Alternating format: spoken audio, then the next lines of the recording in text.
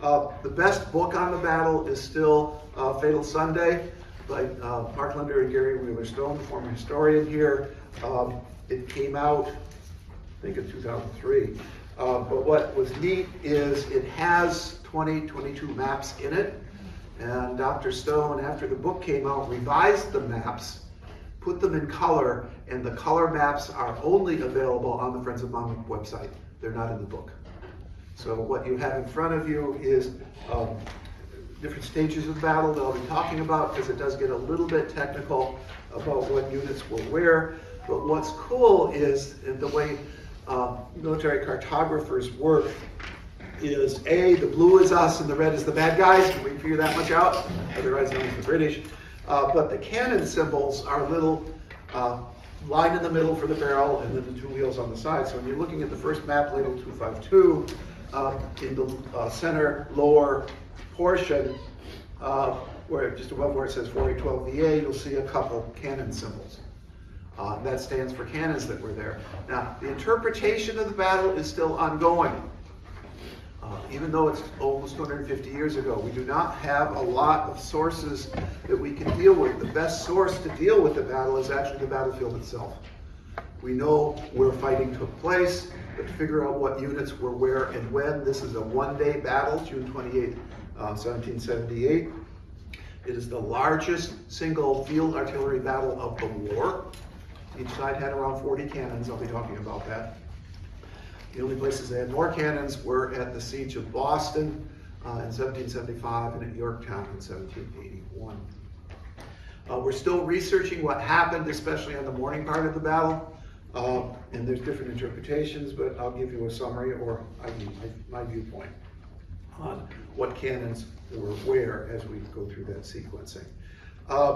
As we get ready for the 250th anniversary in 2008, we're going to have items available in the gift shop, and I have with me the first item, which is a Monmouth, says Monmouth on it, and 1778-2028.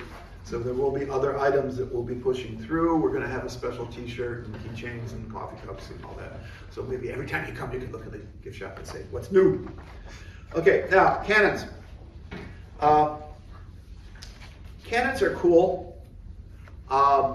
Partly because my great-grandfather was in a battery from Michigan in the Civil War. I did have another ancestor that was in the Revolution from a Massachusetts regiment. He was captured in one of the skirmishes that happened before Saratoga in 1777, a year before Monmouth. Fortunately, he did not die in a British prison camp, otherwise I wouldn't be here now. But he was in the infantry from Massachusetts, not the cannons. Why are cannons cool? Because they make not a lot of noise. They're scary. They can cause a lot of casualties. They're very obvious, and the best way really to interpret battles, be it Gettysburg or here, is see what cannons were where. Because cannons tend to put themselves on higher points so that they can shoot farther or defend better. The best example of that is actually right here where we are. There were, during the afternoon of the battle, 4 American cannons up on this hill. This is a good size hill. Especially know that if you go out and do walking tour number 1, hike around for an hour out by the hedgerow, and you come back and you say, oh my God, there's a hill there. And what's even better is there's a small swamp at the bottom of the hill. So this was a very strong position, and as we'll be talking later in the talk, explaining later in the talk, when the British tried to attack it, they decided not to, because it would have been just too many casualties. And we'll talk about the types of cannons they use. Cannons come in different sizes. And just to jump a little bit ahead, a big difference you can tell a Revolutionary War from a Civil War or later, the barrel seems to be a little bigger. Often they'll have what I call ears on them for lifting, because those barrels are heavy. But the biggest difference is Rev War cannons have a double trail. And if you look at the one that's out here in the museum or the one that's on display outside, they have 2 pieces of wood going back to absorb the recoil, rather than Civil War ones will just have 1. And that's an instant way you can tell a Rev War cannon from a Civil War. They are gauged by, they will shoot different types of ammunition, talk about that in a second. They're gauged by the weight of the cannonball. In the Revolutionary War, they're shooting little bowling balls made of iron.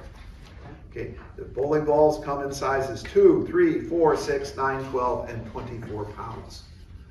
We have samples of most of those at the gift shop because I've been collecting them over the years and doing my collection to the park. But you understand a 2 is a little guy and a 24 is going to be a big guy. And that's the size of the, in order to fit down the muzzle. Those are, again, the different calibers. There's examples out here in the museum of how you shoot them. What you will need to do, now remember when you're shooting a musket, you're going to have a pre-packed cartridge. The cartridge looks like a lifesavers pack, almost. It's got in it a round lead musket ball, powder, you twist it around, you fold the end, so that when you go to shoot it, you bite the end, pour the gunpowder down, tamp the musket ball down, bring it back, and I'm just talking about infantry shooting. You have a separate powder horn with a finer grain powder that you put in the pan, and then you have a flint in the lock. So when you pull the trigger, the lock comes down, hits the flint, that sparks your fine powder. The fine powder will go through the touch hole and to shoot the musket. Cannons will work similarly. The cannonballs come pre-packed, much as if you've been down to see the battleship New Jersey in Camden, they'll load a huge shell and then put in bags of gunpowder. Okay, a little bit different with Revolution, that the cannonball comes pre-packed, and there's examples of that there, so that you will push down the tube, this package that has the powder and the cannonball.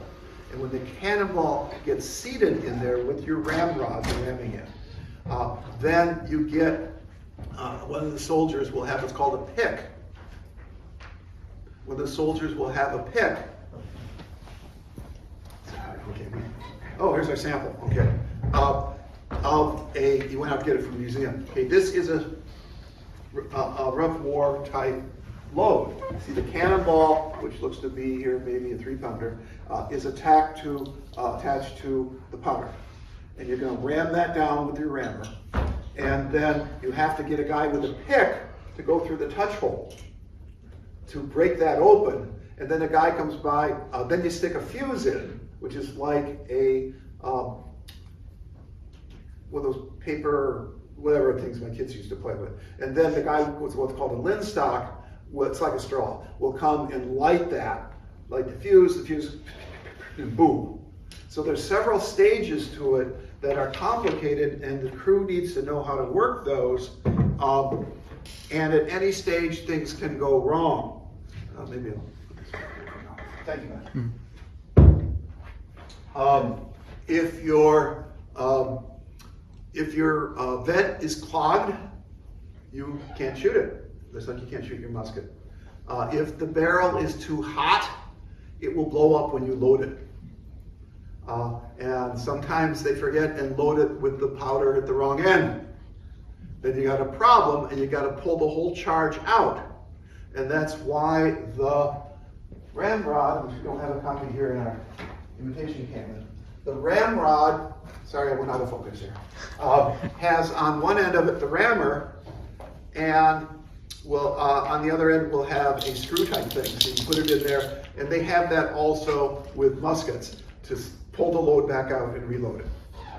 So when you shoot, after you shoot the cannon, okay, they will come, and actually you gotta have another tool to sponge the cannon.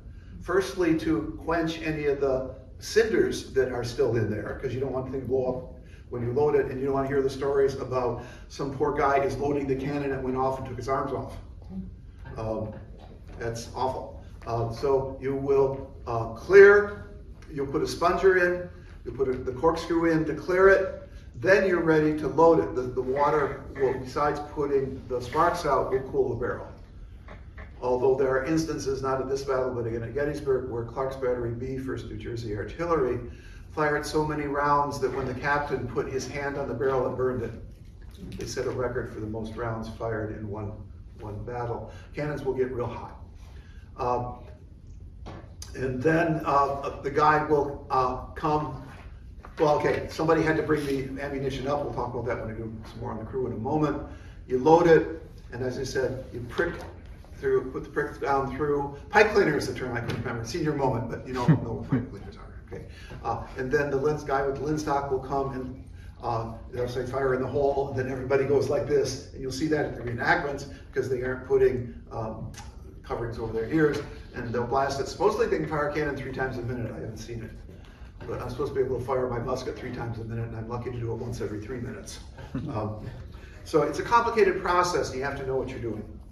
So this is field artillery, is what we have here. We do not have the heavier cannons, or most of the field artillery in early war were British captures, and then we are using stuff imported from France, and we never did really make a lot of our own. Most of the stuff will come from France, and I'll be talking about the Swedish cannons that they also had here. Naval and fort artillery are a different story. If you want to see some examples of that, the best place is up at Fort Lee. Fort Lee is named after General Charles Lee, one of the generals in this battle, and they have some naval type cannons there in the fort right by the George Washington Bridge. Really good views of the bridge, pictures of it. So we're talking here field artillery. Field artillery was just coming into its prime at the time of the Revolution, and American artillerists, who grew to be pretty good, were developing ways to use it. And what's interesting is with the cannon, you will have what's called a caisson. A caisson is a little wagon thing with 4 horses on it, and that's what pulls the cannon. Now, if you want to, what do you call it, retire by prolong or whatnot, usually if you want to move the cannon, you have the cannon hooked up and the caisson goes and the cannon runs behind it. You can have the cannon on the ground and have somebody hold it up just a little bit so it's able to shoot. So you can shoot and then move the caisson and slide it back. Sometimes they'll be moving the cannons by hand, which is a slow process. Cannon wheels break all the time. I know that personally. And the most expensive part of doing a recreation cannon, which I did when I had this one out here made, is to pay for the wheels. Cannons broke down all the time. After every battle, you're lucky if you're not sending half of your cannons back for repair. The main repair place was at Carlisle, Pennsylvania. They would have with the batteries, or with the army, what they call artificers, if I'm pronouncing that right, mechanics to fix cannons. Like, you know, in a wagon train, when the wagon wheels break, you have spare wheels. You have blacksmiths if the vent gets messed up, or one of the trunnions breaks or something. It's a complicated process to work the artillery. Important as they are in the battle, they're important to maintain them. So again, field artillery was first used really effectively here, and one reason, as I went through looking at the battle, why the artillery is so important here as opposed to some other sites is it's not as woody here. Up at Saratoga in New York, there's woods all over the place. Okay, artillery was important down at Yorktown because we chopped the trees down to have a clear field of fire. Here it's farmland, so it worked. And you need to understand the terrain in order to understand a battle. I'll be mentioning Gettysburg off and on. I've written quite a bit about it. One reason General Lee lost the Battle of Gettysburg that's not really respected. He's used to fighting in Virginia.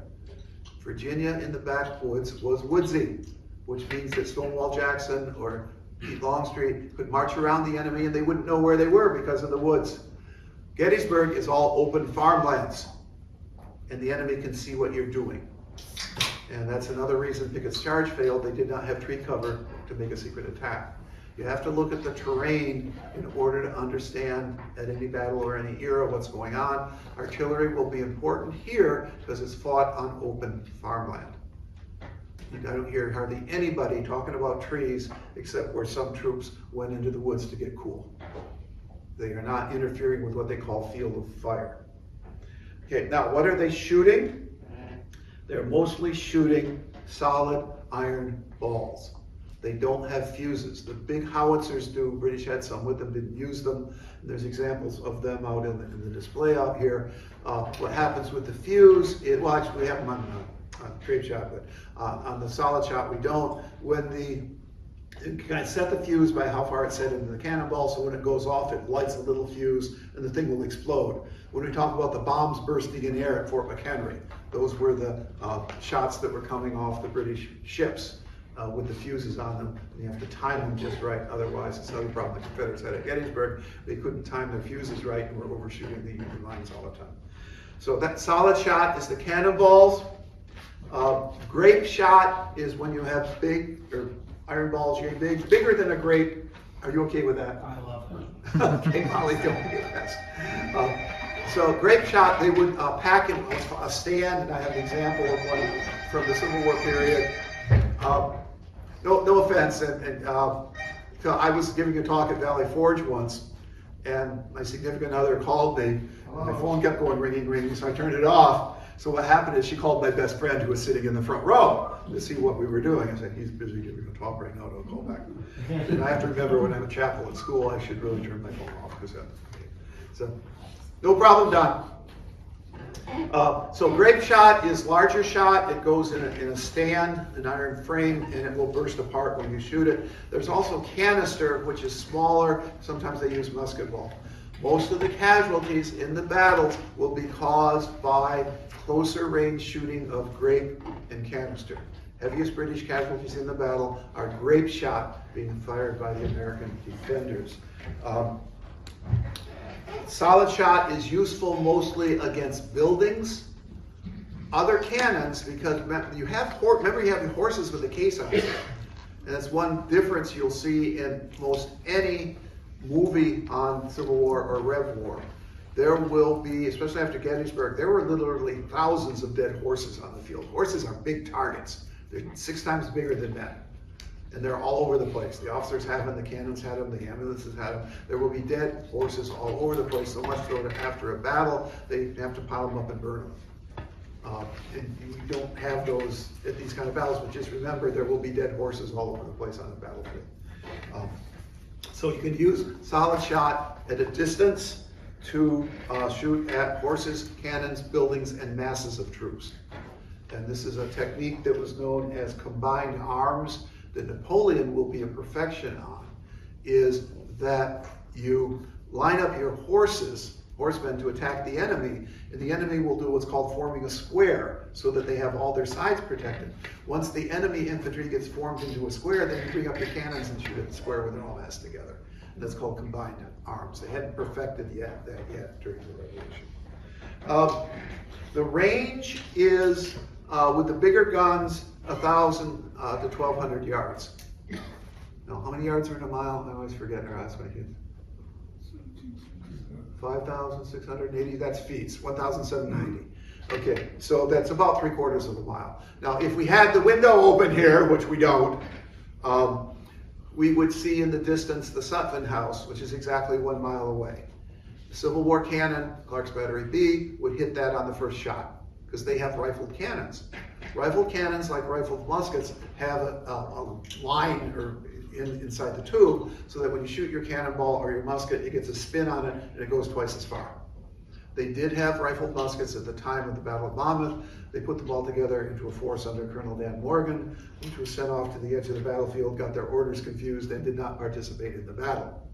And the smoothbore cannons are shooting about 1,000 yards, which is, what we decide that is? 3/4 of a mile. 3/4 of a mile, okay. So if the British troops are all marching around in red uniforms, that's fine. They want you to know where they are because you can't hit them, especially since the muskets are only shooting 50 or 60 yards.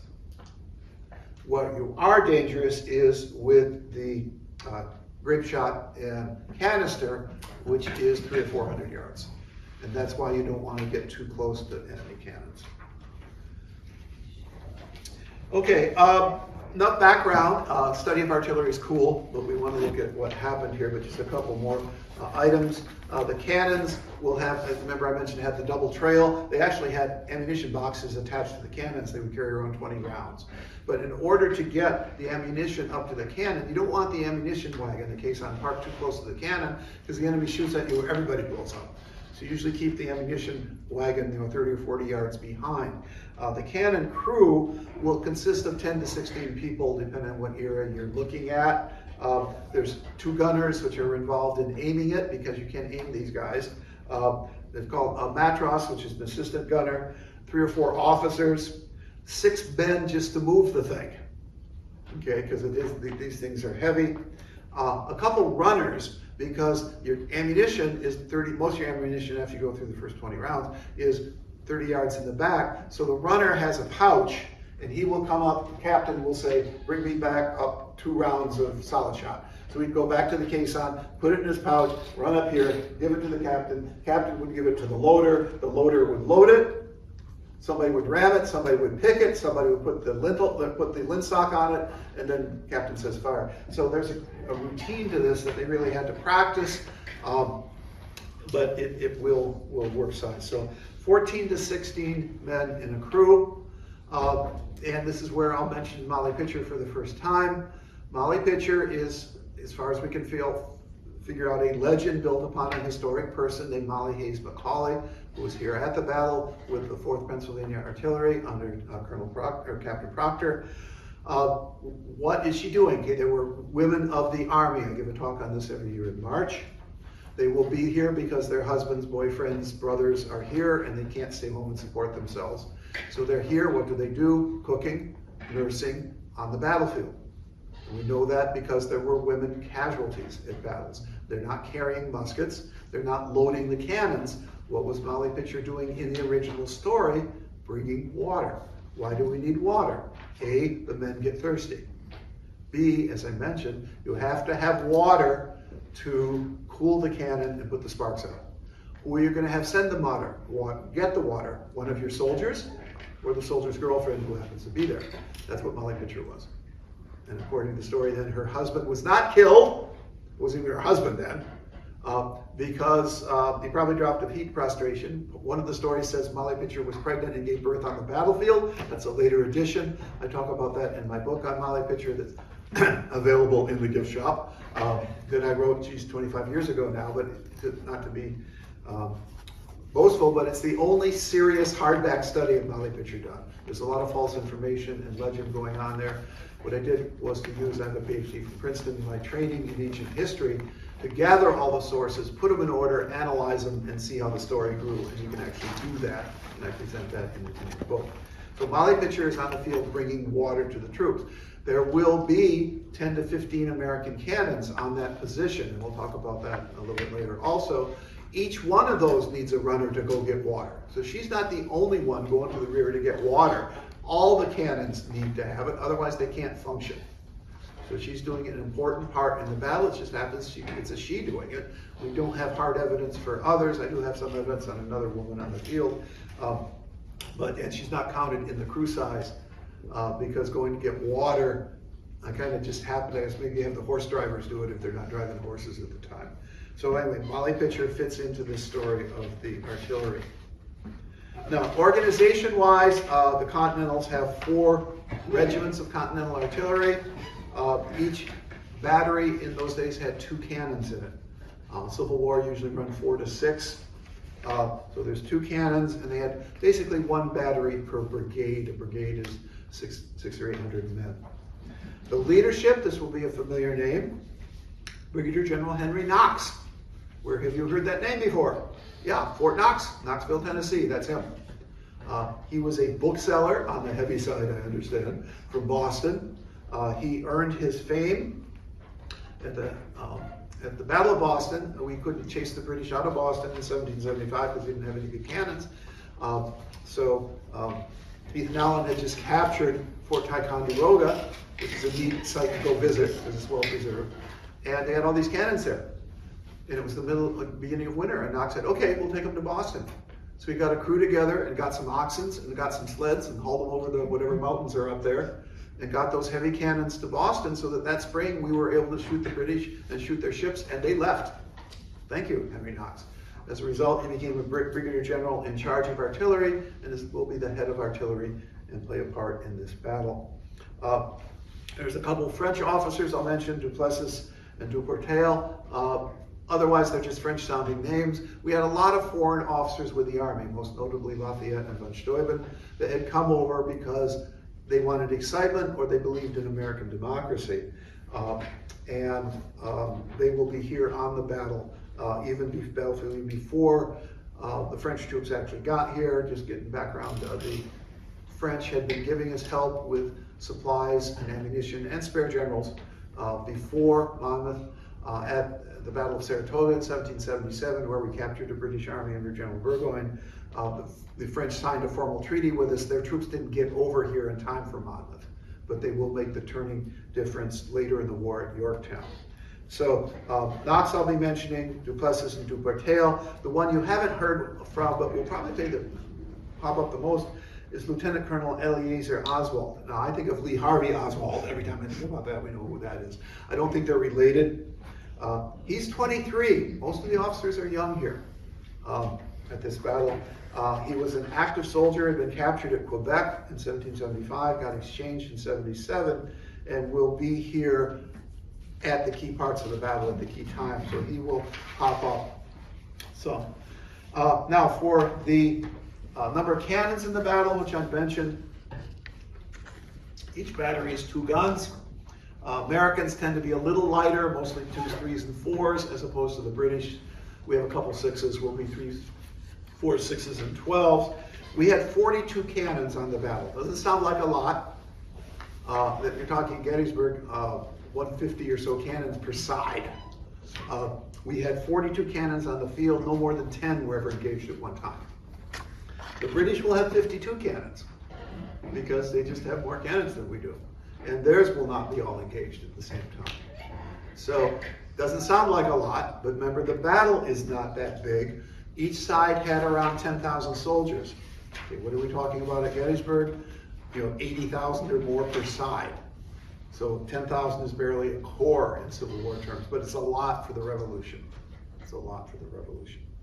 Now, battle in action. I guess a little commercial, I know. I did write a book on what's called the Philadelphia campaign. My company wanted me to write a book on Monmouth. I said, Monmouth is part of a bigger episode. Okay.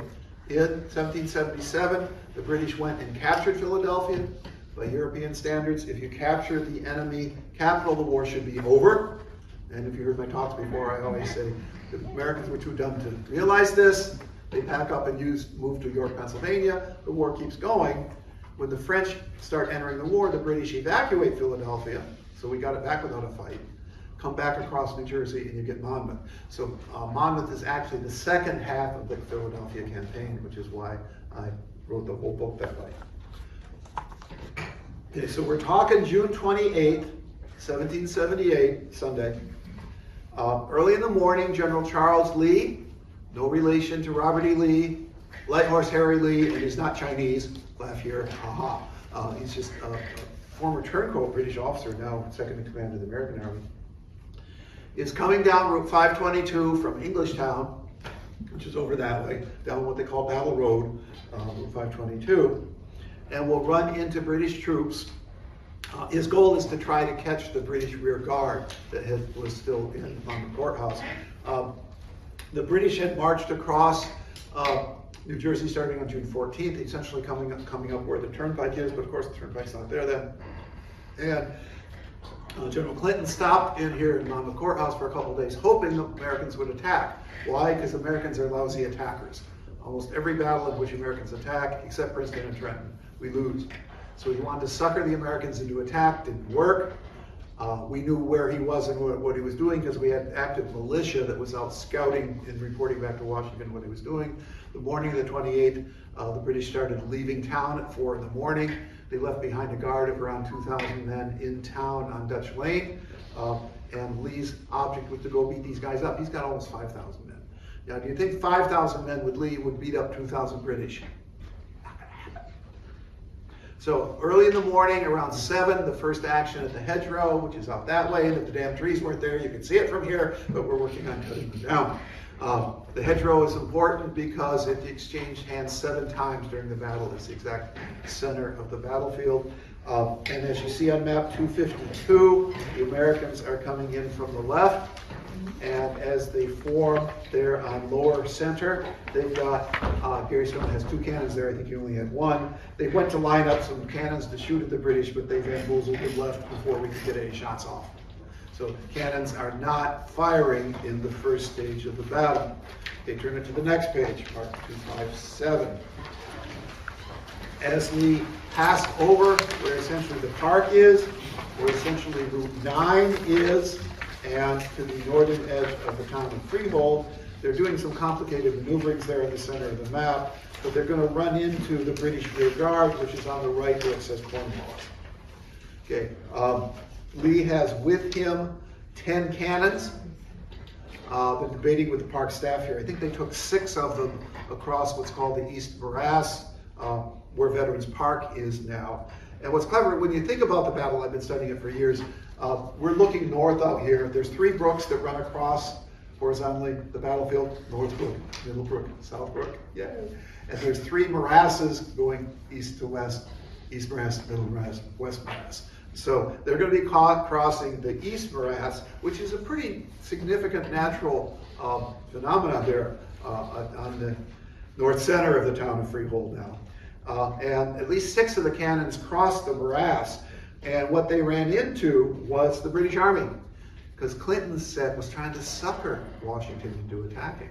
He had the 2,000 rear guard there on Dutch Lane, and then the rest of his troops were a little bit northwest of town, formed across an oat field in the shape of a V with their cannons in the middle.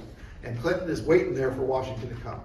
Washington's not there, he's not on the field until noon, but Lee is. And as Lee comes up, the whole British, or half the British army, the other half was en route, counterattacked. And there's a lot of cannon shooting and a lot of noise going on there on map 257. And so much so, the importance of the cannons, that none of the casualties in the morning are due to infantry fire. What few casualties they were the cannons shooting each other. We had 6 cannons across the morass. The other 4, the best I could figure out, is where the monument is in town. Now, if you haven't seen the monument, it is a magnificent monument. It's as big as the one in Yorktown. It's just in front of the new courthouse there on Court Street. And I give a tour out there every year in June, but it's well worth visiting on your own. There's a nice marker there that explains the history of it. But we had 2 to 4 cannons lined up there on that hill, looking across to the town. Again, the trees weren't all there, so they could actually see what they're shooting at. We started losing in the morning, and what happened was the 6 cannons that had crossed the morass were getting outgunned by the Brits. So they withdrew. And the American infantry that was behind them saw them falling back and thought a retreat had been ordered. So they started leaving the field. There wasn't no retreat. The cannons were coming back because they were getting ungunned.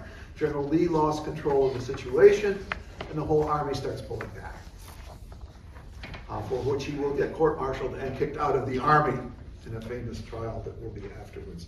So as we look at map 257, in almost the exact center of the map, you see 2 cannons and it says Wells. That doesn't mean there's a water well there. That's the name of the commander of the cannons, and that is where the monument is now. And it's a nice big hill, because cannons like to be on hills. They can see what they're shooting at and shoot farther. And he helped delay the British, and as the American troops will fall back, the approximately 2 miles from town back towards the main part of the battlefield here, there's a series of ridges that go up and down based on the morasses. Colonel Oswald, who had commanded the troops, stopped about where Route 9 is. Route 9 is not there then. Lines up his cannons and shoots at the British. They have to stop because they don't want to get within grape shot range. And when the British stop, Oswald says good, hooks up his cannons to the horses, pulls them back another 300 or 400 yards, stops the cannons. The British advance, we shoot, they stop. So the British don't advance upon us as fast as they wanted to. They're used to, after they win battles, the Americans are really good at running away from battlefields. But we didn't for 2 reasons. One is General von Steuben had retrained our troops at Valley Forge so that we could march away when we're losing instead of running away. That's significant here. If they had run away, this would be another British victory. Washington would have got fired. We wouldn't have won the battle. We wouldn't have won the war. Washington would not have been the president. We wouldn't have Washington, D.C. And all kinds of bad things would have happened. Okay, but our troops did not run away. Why? Because they had been retrained and the cannons will help them. Then General, as they're pulling back a little bit farther, General Dubourg-Hale wants to form a line at the middle morass, which is just this side of the east side of the park or the west side of Route 9. They have enough cannons to do it. They still have 10, although one was running out of ammunition. The problem was the northern flank didn't have anything to hold it, and all the troops were going that way. So that didn't work. So they pull back yet again, and they're going to end up here on map 301. The road that's going across the top of the map is Route 522. The road that's coming down from the middle of the map is Wenlock Road. And there's a marker over there where some of the action happened, where it says Lee. This is the famous encounter between General Washington and General Lee that happened around 12:15 or so on the day of the battle, when General Lee was having his cannons there, and noticed that there's some are withdrawing, and a couple of them are shooting at the British to keep them at a distance. And the British hated that, because we were going back so fast their cannons couldn't keep up. Okay, so you notice the only British cannons are just on the right of the map. They're not deployed yet. So the artillery there on map 301 is holding. Lee wanted cannons to support his infantry, but he also needed infantry to support the cannons. And one of the crazy infantry regiments formed in front of the cannons. No, you don't form in front of your own troops. You're going to get shot in the back. So by the time they sorted all that out, they had to give up the position, but they didn't plan to hold it anyway. So if you flip the map, I have these beautiful color maps. Thank you. Got this one again. Only available on the Friends of Monmouth website in color. You get the main fight at the hedgerow, the center of the battlefield. It's kind of complicated there. We do walking tours out there every other month. But you can see how the British are trying to break our lines. How could we hold that as the best British troops in the army? The guards are advancing up on the right end, up 522. Oh, you ready for another treat? Okay, doggy time out. Doggy time out. Molly, you want to dance? You want to dance? Oh, you're too tired. You want to dance? Come on. Come on, dance. You little dog. I was going to say a different word. She's a girl dog. Go. You want to dance for the people? Come on. Come on. No, she's shaking her head now. There we go. Okay, dance, dance, dance. Okay, that'll do. That'll do. Go back to sleep. Okay. Okay, that was our doggy time out. My students love doggy time out because they get to stretch and turn their phones on. Okay, so we're talking about the middle of the battle. This is around noon. The American troops are lined up along that hedgerow. The guards have actually broken the New Jersey Brigade. I do give a separate talk on New Jersey troops at the battle. On the top of the map, the Grenadiers, which is the best troops in the British Army, are charging at the center of the American line. Why aren't they taking it? If you look on the left center, you see Lee, Knox, Oswald. General Lee is there, General Knox is there, and Lieutenant Colonel Oswald is there. Had 4 guns, but 2 of them ran out of ammunition, so they sent them away, firing grape shot at the red guys. And they delayed the British long enough that the American troops were able to escape to the top left corner of the map. And what's interesting is that the day after the battle, when we have the battlefield, that's how you determine who wins the battle, is the guy who wins the battlefield afterwards. Because the British, they went away. And we had the battlefield, and the American surgeons were out picking up American wounded, but we're generous. They also pick up the British wounded. And it's kind of odd yet, and I'll be giving a talk next month on treatment of the wounded and burial of the dead. The doctors got honorable pass or something. If the British left doctors in town with their wounded, and we honored them. You don't take them prisoner or whatever. When they're done doing what they're doing, you let them go back home. He said the field there along Route 522, where the British Grenadiers, who are trying to charge down that road to the upper left corner of the map to get to the bridge before the Americans could, to capture them, were hit by all this grape shot because Oswald's going to be turning his guns towards the top of the map. He said the field was red with the dead and wounded British troops. And these are British Grenadiers, the best troops in the army. They never got cut up like this in any battle until Monmouth. What did it? Oswald's cannons on what I have called, and the Parknell calls, Oswald's Knoll. And we have a marker up there to show that happening. So Oswald is very important for not so much the attack, because that fizzled in the morning, that was Lee's fault. But during the withdrawal, the way he pulled his cannons back a couple hundred yards, stopped them, shoot, make the British shot, load up, move, stop, shoot, load, okay. And that worked all the way back to Oswald's Knoll. And as he withdrew to the back, they didn't lose any cannons. We lost no flags. We lost very few prisoners because the cannons covered the retreat. So cannons are best used on defense. And this is one battle where we actually managed that. Now, when you turn to the next map, which is 311, the British have now crossed that morass, and I hope this doesn't get too technical, but we'll cover this on the tours, at the bottom of the map, and are charging across, expecting to drive the Americans off the field and win a victory. But the troops that Lee had with him were only 1/3 of the American army. Washington had by now arrived with 2/3 of the army, posted them on Perrine Ridge, and look at all those blue troops at the top of the map. Okay, he knew there was a strong position there because he had crossed it coming in from Englishtown. There's American troops all over the place, but what else is all over the place up there? Cannons. Okay, Lord Alexander has 10 or 12 cannons there. They're all lined up. So when the British Grenadiers, 2nd Grenadiers, come charging across that bridge, expecting to drive the Americans off the field, they get nailed by American artillery fire. And there'll be more dead troops around, including Lieutenant Colonel Henry Monckton, commander of the British Grenadiers, who got hit in the chest by a grape shot, the highest ranked British officer killed in the battle. So instead of winning the battle, the British were a little overeager. They charged without their own cannon support, because they weren't up yet, and get nailed by all those American cannons that Knox had put up on what we call Perrine Hill, which is an important hill on the north end of the battlefield. If this was open, I could show it to you, but maybe afterwards we can go have a look at it. So that's pretty cool because they're also showing the line of fire of the different American batteries. Okay, now moving along, next map is 321. We go into the afternoon phase of the battle. The battle is fought in 6 or 8 different stages. Unlike, Battle of Trenton was maybe 2 stages. I think Princeton was 1.5 stages. Princeton lasted maybe 20 minutes. This battle will go on for 12 hours. And it's a series of move, move, fight, fight, move, move. There's more maneuvering than there is fighting. I used to liken it to a chess match, but it might even be more like a checkers match.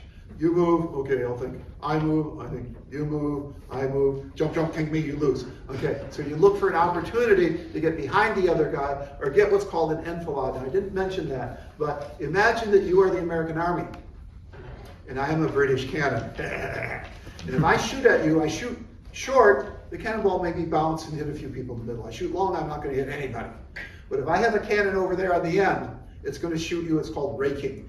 It's going to hit everybody. And there's a story that may or may not have happened that during the afternoon cannonade, one American shot knocked the muskets out of 20 British soldiers coming in from the side. I think that's apocryphal, but that's what would happen. You want to get position on the enemy to outflank them, either get behind them or get them on the end with your cannons.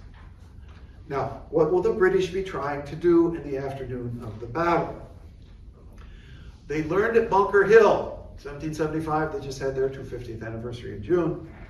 If you attack the Americans head on, they are good defenders. They know how to shoot their weapons. And Bunker Hill, which as you know was fought on Breed's Hill, not Bunker Hill, we were doing well until we ran out of ammunition and had to retire. When the Americans attack, such as at Brandywine or elsewhere, we tend to lose. What the British decided, because Bunker Hill was the bloodiest battle of the war from their end, let's try a different technique. So at the Battle of Long Island in 1776, Washington's lined up, the British line up, face him, they start shooting their cannons, we start shooting back, you see what he's doing. Meantime, you send somebody with a right hook around him. Actually, it's a left hook at Long Island. Battle of Brandywine, same thing.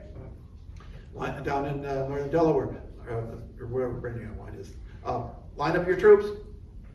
American troops, shoot your cannons. What's interesting is one of the first British shots of the cannon hit the mess of Proctor's 4th Artillery, which is where Molly Pitcher is. It's just a neat story that the women of the army, I said, they would bring up, deal with the wounded, help bring water or whatever, but they also do the cooking. And what you do is you often would cook your day's worth of food in the morning to have a big breakfast, and then what you don't eat, you save for later. You might be even eating 3 days worth of food if you just got issued. So the women of the Army of Proctor's Battery at Brandywine are cooking their breakfast for their regiment, for their battery. The first British shot hit the pot and broke it, and nobody got any food that day.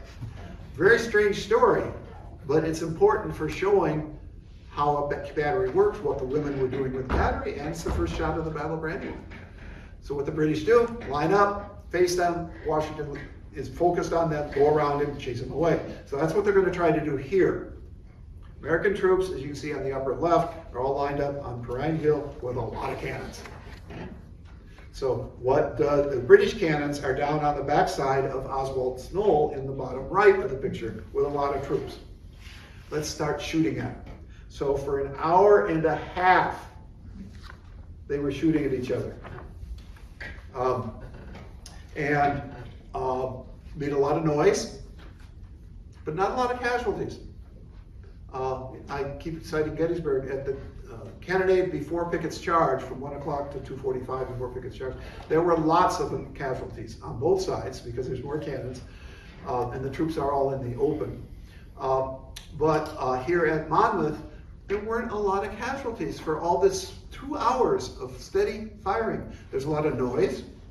There's a lot of smoke, which means you can't see what's going on, so they can't judge the range very well. And a lot of American troops were hunkered down behind a fence at the bottom of Perrine Hill. So the troops would have suffered more from heat and exhaustion than they did from 2 hours of cannon firing. The 1st Pennsylvania Infantry was at the front of the artillery, in front of the artillery. It lost 6 men, 2 killed and 4 wounded. That's it during this cannonade. One limber lost a wheel. George Washington reported artillery losses in the whole battle as 9 killed and 15 wounded. That's like 5 minutes of fighting at Gettysburg. And he reported 6 horses killed and 2 wounded. British fire wasn't that effective or as good as they were supposed to be. British reported 1 officer killed. One officer said their losses were small considering all the heavy fire they were under. Just very strange. Now, I'll cut one canon story, and this ties into a couple other stories.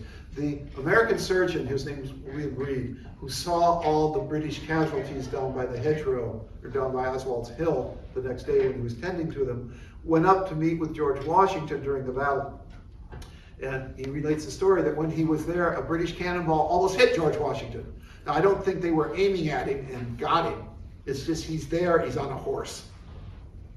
It landed in the mud nearby. It had rained the previous day.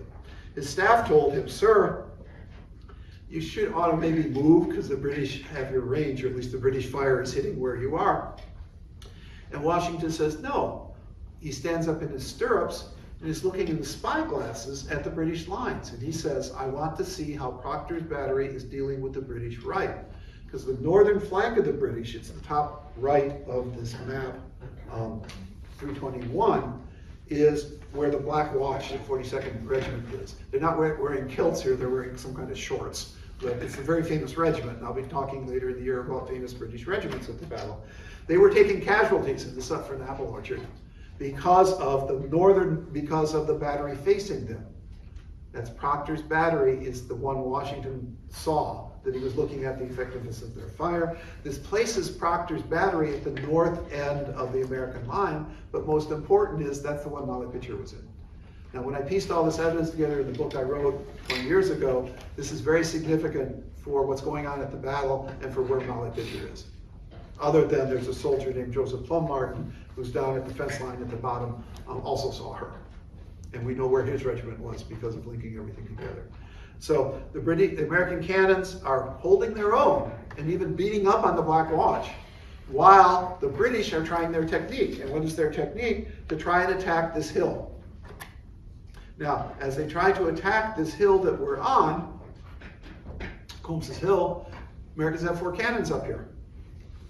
And they got down to the bottom of the ridge down here on the other side, and they're going to get shot at. And so much so they say, "God, that's an awful position," and they leave. They don't even try to attack, even though that was the British plan to try to win the battle. They couldn't get around this end. Now, I'll tell a quick story, and I may run a little bit over because I've been telling too many stories. It's the first time I've given this talk. What's interesting is we know there were 4 cannons on this hill. What kind were they? Well, years ago, I bought on eBay a cannonball. Said found on Combs's Hill. Cool. And I put it in my cannonball collection. And about 6 or 8 years ago, I got interested in the cannonball collection, and I had my physics teacher at my school weigh them to see how much they weighed. And this was supposed to be a 4-pounder cannonball, but it weighed 5.3 pounds. I said, "What the hell's going on here?" So I did a little research. And I found that in the 1700s, mid-1700s, there were not one, not two, but three different weight systems in use in Europe. It's kind of like kilograms and pounds. There's a British system, a French system, and a Swedish system. And 5.3 pounds in Sweden is equal to 4 pounds English. Which means that if I have a Swedish 4-pounder cannonball that came from this hill, 2 of the cannons on this hill were Swedish 4-pounders. And I mentioned that to an artillery expert that came by a couple of years later and said, yeah, he had independently come on the same conclusion. That cannonball's on view if you want to go see it and touch it over in the gift shop. Just that stray evidence that I picked up from eBay and put the pieces together helps prove what happened in the battle. We're still finding things out as we research the battle. So, look at the next map, which shows what's going on late in the battle. I guess this is 334 is where I guess we're shooting at. It shows the American cannon line up in the center, shooting at the Black Watch, the 42nd foot at the top of the map, and the cannons at the bottom where it says green, there's 4 cannons under Duplessis shooting at the British left. The British tried to get around our northern flank. They're still having that 2-hour cannonade. It didn't work to go around our one flank, so they're going to go around the other flank along Craig Road, but who's going to be shooting at them there? Molly Pitcher's cannons. So they don't do that either. The British can't win the battle. They don't want to attack Bryan Hill straight up. They can't get around either end of the line. They're getting frustrated. So there will be one more engagement. As they withdrew, General Mad Anthony Wayne, he's not mad yet. That's when he was fighting Indians in 1794 out in Ohio.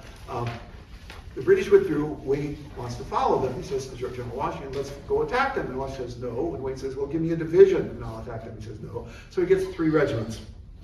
And he follows the British across the battlefield as they retreat. And the Grenadiers, who hadn't had anything to eat all day, are over by Battleview Orchards. It wasn't there then, but it's a nice store. Go visit it afterwards. Having their meal of the day.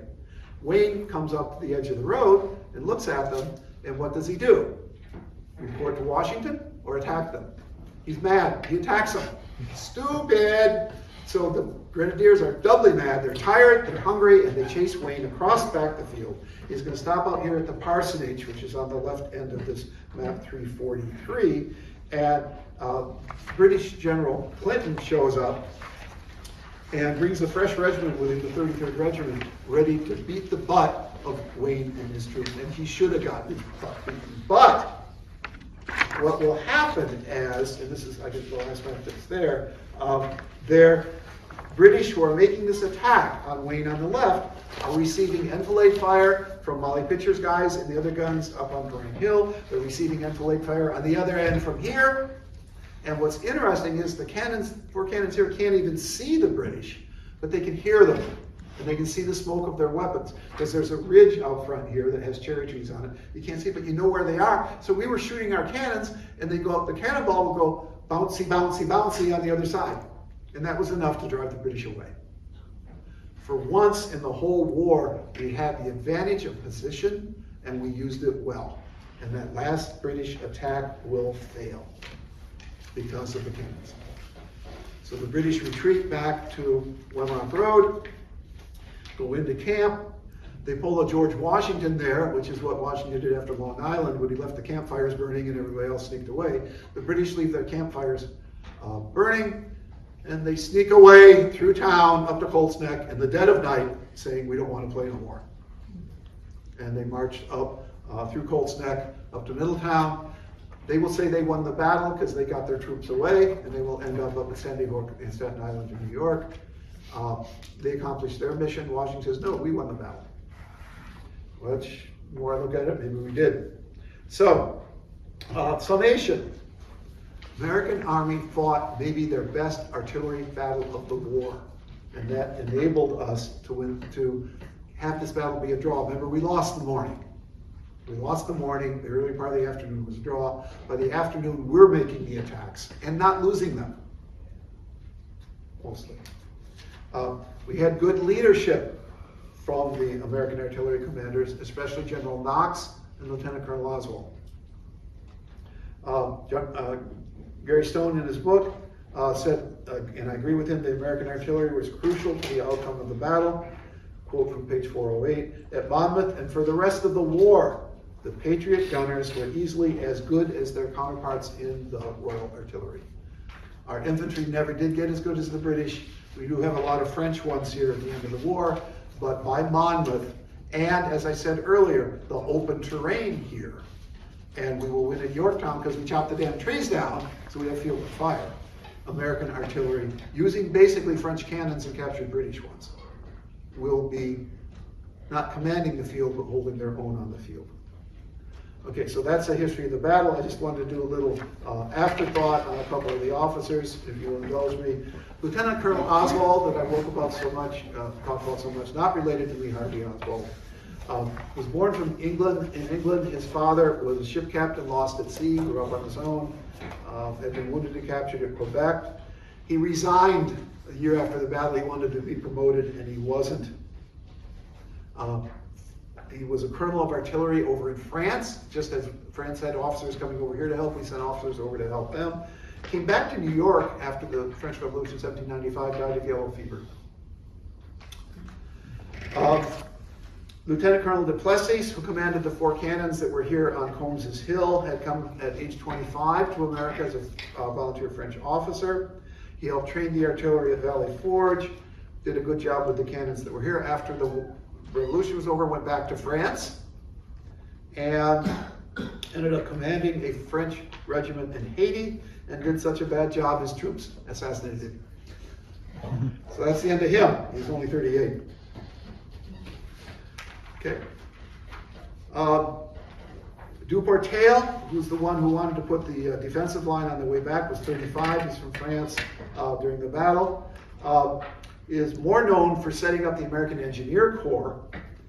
He will be a lieutenant general in the French Revolution, but when the revolution got going, he, like General Lafayette, had to go into hiding so that the guys with the guillotines wouldn't catch up to him. In other words, I don't know how Lafayette survived the revolution. I depended on his name and his wife's riches.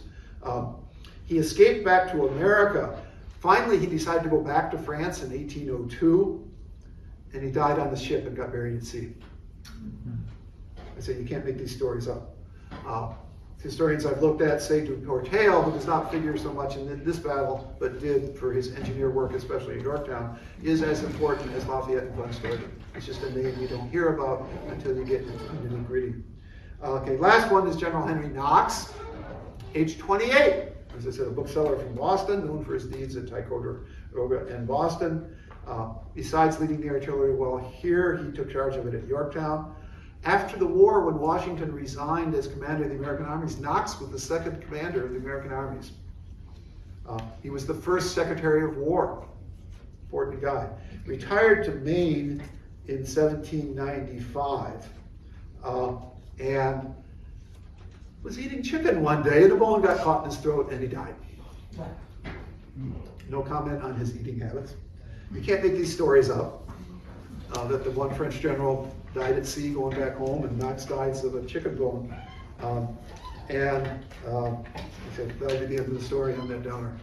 So I almost made it to the 1 hour limit. I'll be glad to answer questions. I say it's the first time I've had a chance to do this topic. Next month I'll be doing treatment of the wounded and burial of the dead, which I haven't done before either, which will be interesting to put together. But it opened my eyes to things that were important about the artillery. I don't want to exaggerate what their importance was. If we didn't have the training and the number of cannons we did, we would not have come off of this field in good form. So I'll be glad to answer questions as I can. Yes. Uh-oh. Assistant art historian here is going to catch me. No, I got a question. So earlier on, you mentioned how Oswald's artillery was able to slow down the British advance early on in the morning. How did it slow them down? Were they like taking cover? Were they like lying down on the ground? Well, they're advancing in column. And what you have to do, I don't know if you've been a reenactor, I have. When troops are in column is when they're marching. And when you want to go fight, you have to go into line. And it's a complicated maneuver. So they see we've got cannons there with infantry behind them. They're coming down the road in column. There's cannons there, there's American infantry. Got to stop in column, got to go into line. As soon as the British go into line, we pack up and move. So they got to go from line, back to column, start marching again. Whoop, there's those damn American kids. Stop the column, form the line. That's why in that last charge in which Monmouth was killed, General Clinton was there and said, "Go get them, boys." And they charged in column, for which it was criticized. They did not stop to form in line. And when they charged in column, they broke right through the hedgerow. Because you've got a mass of 300 British troops coming up 4 abreast, smashing through your line. They didn't stop, spread out, and go. So it's formation thinking. Right. Okay. Back row. Could you talk a little bit about the aiming of the cannons during the battle? In other words, was their trajectory arbitrary, or was there a science behind it? There's a science to it, and I'll share with you. When I was young, I had on my wall, table of fire, light 12-pounder gun. Why did I have that? Because that's what my great-grandfather put in. And what it will say is what type of ammunition you have, what's the distance you're shooting at, and then how much angle you need to put on the barrel. It's mostly a matter of experience. They're not guessing it. Though they will have telescopes. Washington had a spyglass to look at the enemy. But the main way of judging is you can't estimate the enemy distance. And in prepared situations like happened at Yorktown, they would actually put markers out in the field. So if you want to shoot 500 yards, there's the marker of the Brits are there. If you want to shoot 800 yards, there's whatever there. But you can gauge it, but the main thing is you shoot it, see where the cannon went, and then you'll adjust it up or down. And that's the job of the gunner. Problem here at Monmouth was there's so much smoke going on, you can't see where your shots are going. That also happened at Gettysburg with the Confederates. They couldn't see, they were doing overshots. Also, their powder was bad, their fuses were bad, so they weren't hitting what they were shooting at. But they're making enough noise that the British did not want to attack us head on. But there's an art to it, and they have to practice it.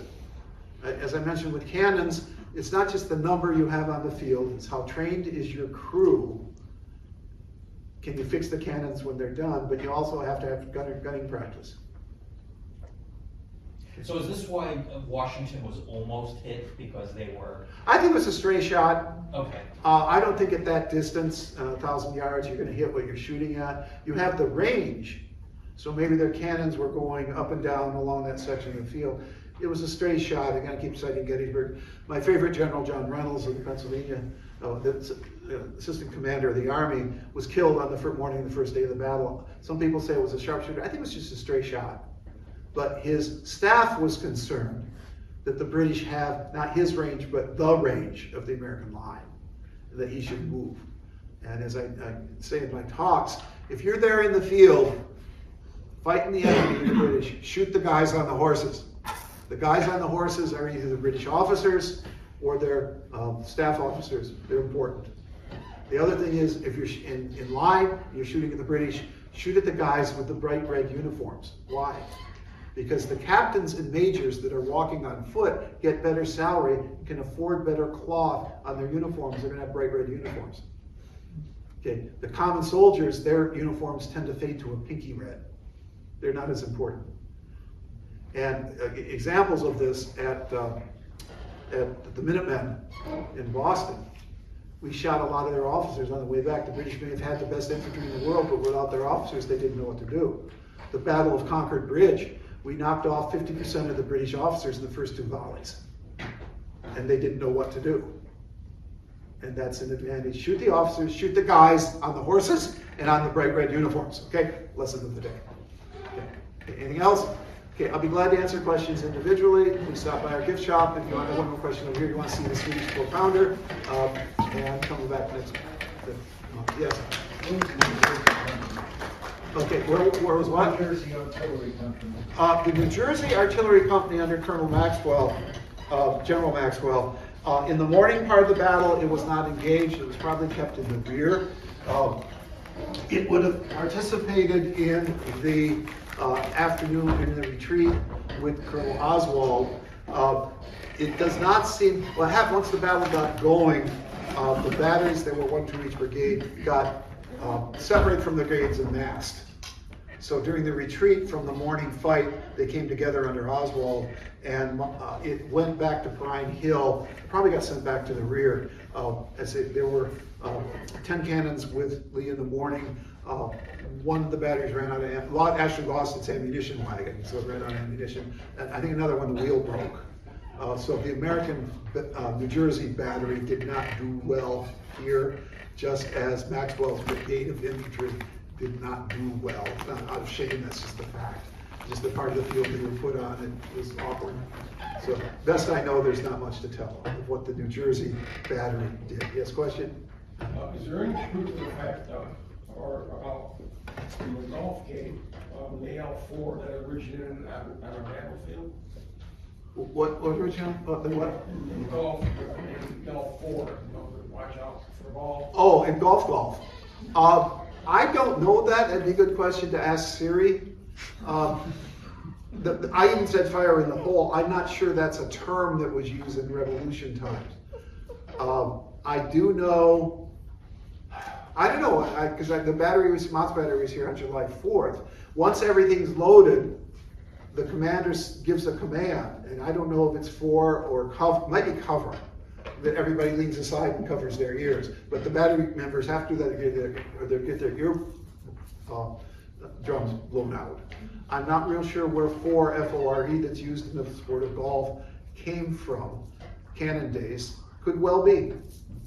Neat question. Every time I give a talk, I always go home with something I have to look up on the internet. Okay, so thank you all for coming.